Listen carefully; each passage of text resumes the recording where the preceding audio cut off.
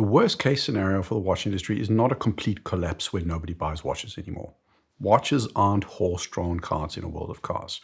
They are luxury items that people will always want to spend money on. My scenario, though, is a world where every watch is a Rolex, Omega, Cartier, or Patek. It's a world where a small group of brands are so dominant that these brands get complacent and dull and boring, and we're presented with completely uninspiring products because the brands are so strong that they don't even have to try to impress us. All the money goes into marketing and not enough goes into the product.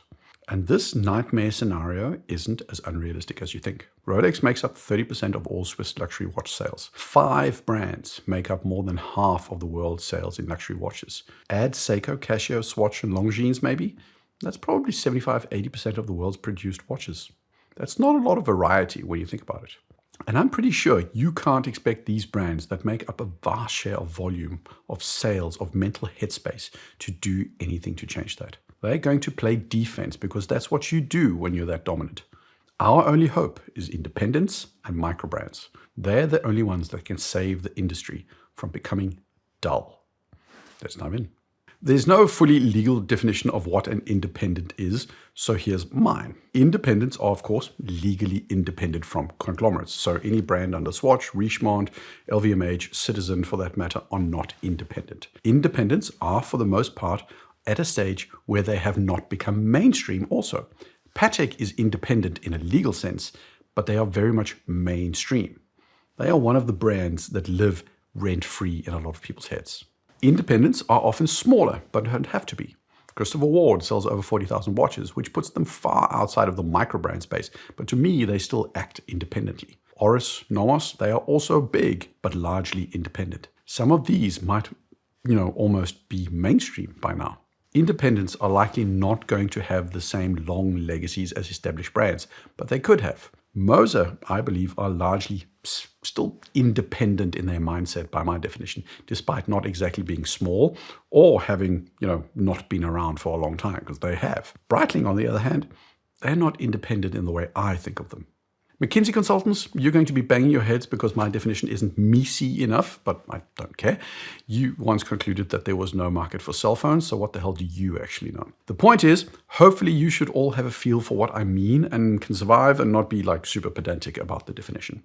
It's Moser, it's Christopher Ward, Gribble Force, Formex, Baltic, Ming, Furlan Mari, Trilobe, Yema, Space One. Those are good examples of independents in varying sizes, price ranges, and shape. If you're new here, I'm going to have a teeny tiny ask for you, and that is to click the subscribe button. I hope really that you are enjoying my video so far, and if so, click the button, support the channel.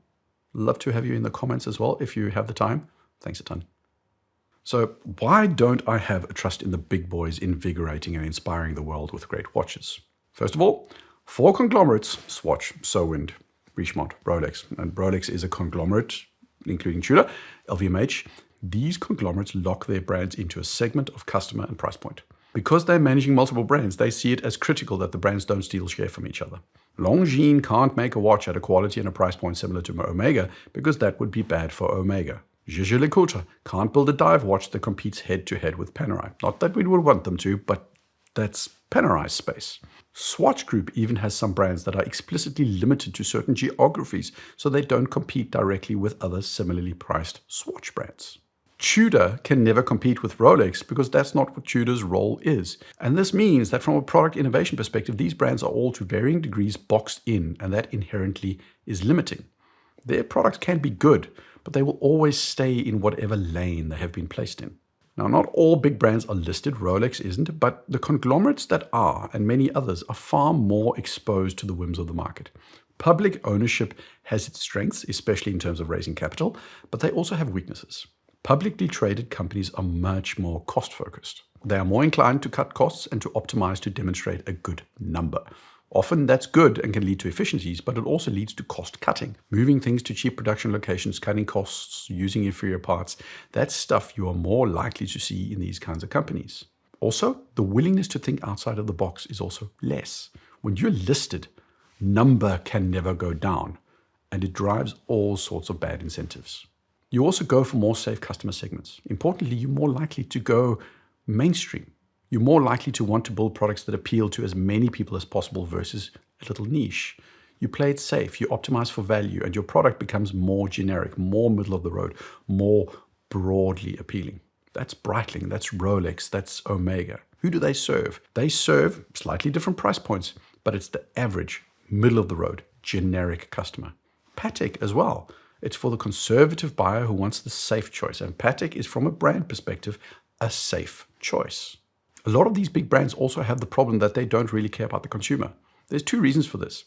That, in fairness, some independents have as well, but they are big and they are wholesale. Big companies just care less about the individual consumer. Customers are segments, customers are groups, customers are cohorts. The customer is not John or Mary or Cindy. This affects customer service. In the extremes, it leads to disconnectedness.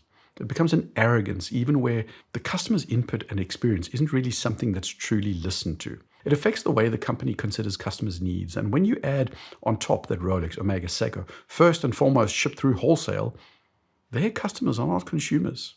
They're wholesalers. And this means that sometimes they force product on wholesalers, even when the product isn't any good. You end up walking into an AD or a boutique somewhere and you see a pile of watches you would never ever buy, while the ones you want are sold out because scarcity is apparently a good thing. The brands end up coming across as out of touch with what watch consumers are really interested in. Bigger companies also tend to make decisions not based on customers, but on macro trends. The reason big brands have raised their prices is because somewhere, some management consultant said cheap watches are becoming unsellable and there's more profit in higher priced watches. And in isolation, that might be true. I mean, it is true. But what's true for each brand? Could Omega still sell a ton of watches at 10, 20% lower than they do right now? I guess yes. JLC went up in price not because customers wanted it. They went up in price because in some PowerPoint it made strategic sense. It's not wrong by default, but it's the kind of thinking you see in big companies that lead to conclusions like the market for personal desktop computers will never be huge, or the total market for cell phones globally will be less than 1 million a year. I'd argue that a lot of these brands didn't ask the question, if we just made our product better, could we capture the space for more affordable watches? Another example, 25 years ago, more than half of all consumption came from the spend of people with the lowest 50% income. Today, it's the people with the 50% highest income that make up more than 50% of consumption, in the West at least. This has led to Whole Foods and Mercedes and Rolex becoming big because catering to rich people has been seen as more profitable. It's part of the reason why you have food deserts, and watches aren't necessities, but the fact is, there are people that want an affordable watch. They are willing to pay for an affordable watch. But big brands have said, those customers aren't interesting. We'll focus our entire energy on the upscale customers. Big brands have gotten used to spending a lot of money on filler as well. Every brand has to advertise and do marketing. You can't sell anything without doing that. But there is a point for a company where the spend split between product and branding or filler tips. There's this old adage in marketing that says 50% of all marketing works, but 50% doesn't. The problem is nobody knows which 50% it is. Unless you're doing direct growth marketing where you're paying for affiliate clicks, measuring the effect of a campaign is difficult. And with Hamilton spending money on a collaboration with Dune and Interstellar and Omega spending money on Bond movies, we know that it does work. But it's fair to state that some Bond watches from Omega were a little bit less fleshed out than some enthusiasts had hoped for. It's not unique to established brands, but when you've got a lot to lose, the spend on marketing is sometimes potentially disproportionate to the spend on interesting watches. Another reason, big brands are caught in the narrative of in-house and Swiss-made. Heritage is cool. I see it in the comments every single week. There are people out there that swear by buying based on heritage and in-house. New brands don't have credibility to some people and they don't buy those brands. Swiss-made, same story. It's an incredibly powerful marketing tool. The US loves the concept of Swiss-made. In almost every other industry though, in-house is barely a thing. An iPhone is good whether or not all parts are made by Apple or not. The displays are made by Samsung and nobody shouts, well, if Apple isn't making the display, then I'm not buying it. It's not in-house. Mercedes, Rolls-Royce even source components. And consumers are largely okay with it, but not in watches. For some people, more enthusiasts than mere mortals admittedly, in-house and Swiss-made has become a disadvantage in the sense that these brands can't be honest and open. They can't say, we got this part from Thailand, because that would be seen as a negative. But what if the case manufacturer in Thailand makes the best cases in the world? Doesn't matter. So these big brands have to obfuscate and hide the reality that watchmaking for a lot of brands is not in-house. And that isn't a bad thing, except for the fact that we've been trained to believe that it is. And this is where the independents come into the picture. Let's take some examples. Richard Mille. There's nothing new about some industry insider breaking out and trying to go solo. Richard Mille aren't the first, but they are a good example of how a brand with the right funding goes out and says, I'm going to see if I can convince people to buy an unknown brand with a starting point of $60,000. The willingness to take that level of risk is not one you see Rolex or Patek taking. And sure, they're all expensive, including Patek and Audemars Piguet, but even their price increases have been measured. I'd argue that brands like Richard Mille showed AP and Patek that the upper limit of what some people are willing to pay for the correctly branded watch is much higher than anyone ever imagined. Max Buser makes horological machines in the tens and potentially hundreds of thousands of dollars. But do you know what they also do? They do a raffle where you can buy one of their watches for a couple of $1,000s. They make themselves accessible to a completely different segment of buyer. Also a buyer that potentially would never ever be able to afford an MB&F original.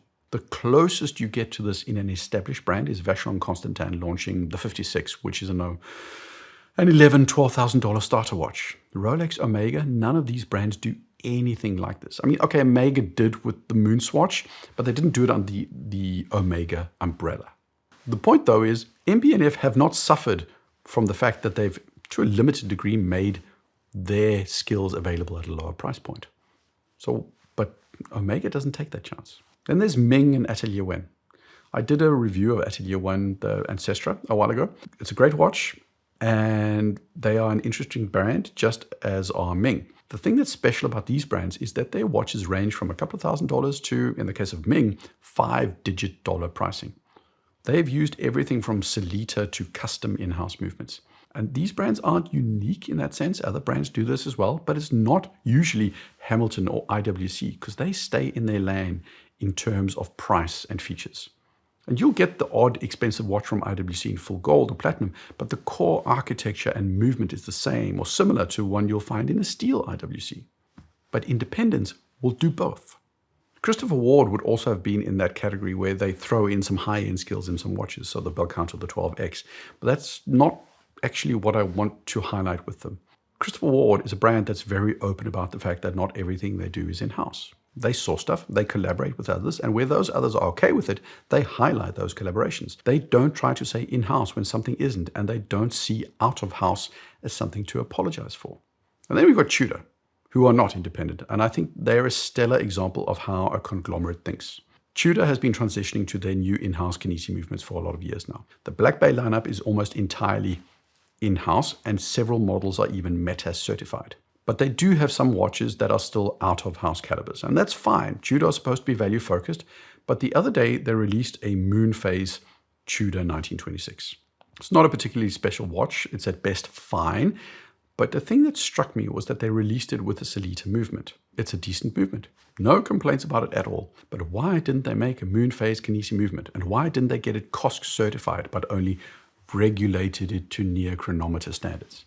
And I'll tell you why. Because hitting a price point was more important than making a great watch. This watch comes across to me as lazy, so cost-cutting, and so something we put out a year before we update the whole product line. It's a cheap way of getting some easy marketing. Hitting a price point is good, but this just came across as so unbelievably marketing-y. There are also brands like Yema from France who have done several things that are very not corporate.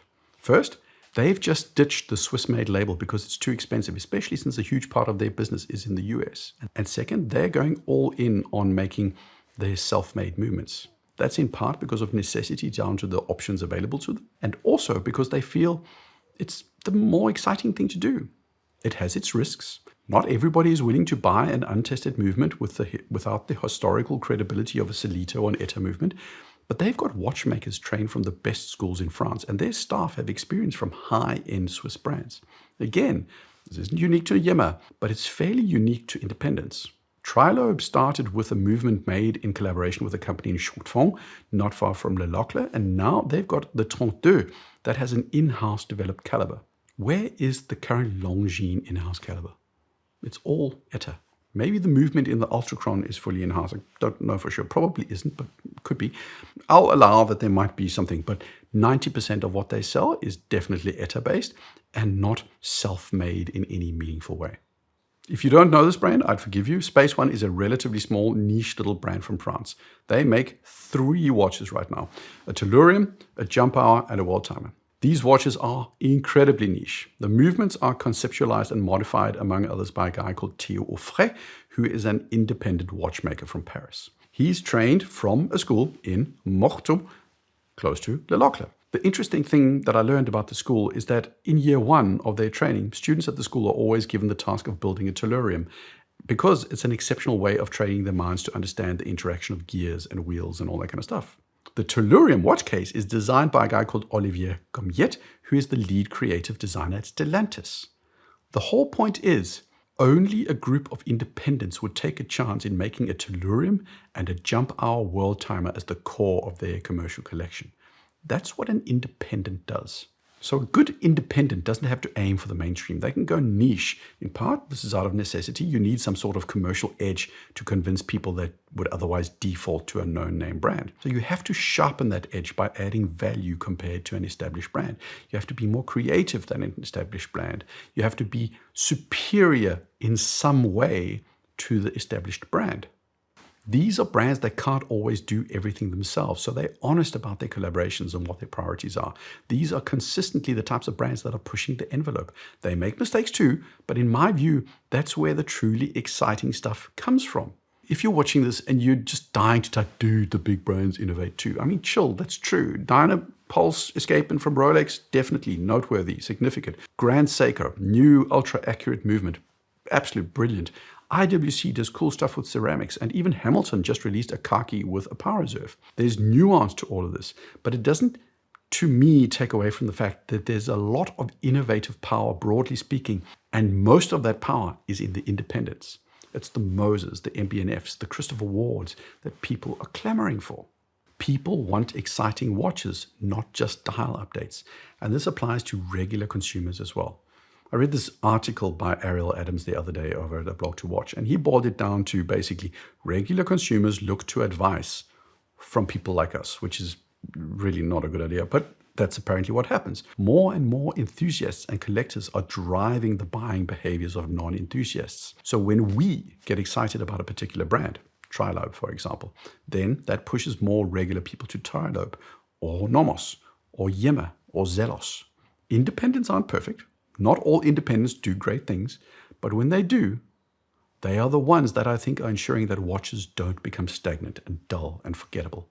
It's these brands that are responsible for keeping the industry alive and coming up with a new next big thing, now and in the future. That's my thinking. What's yours?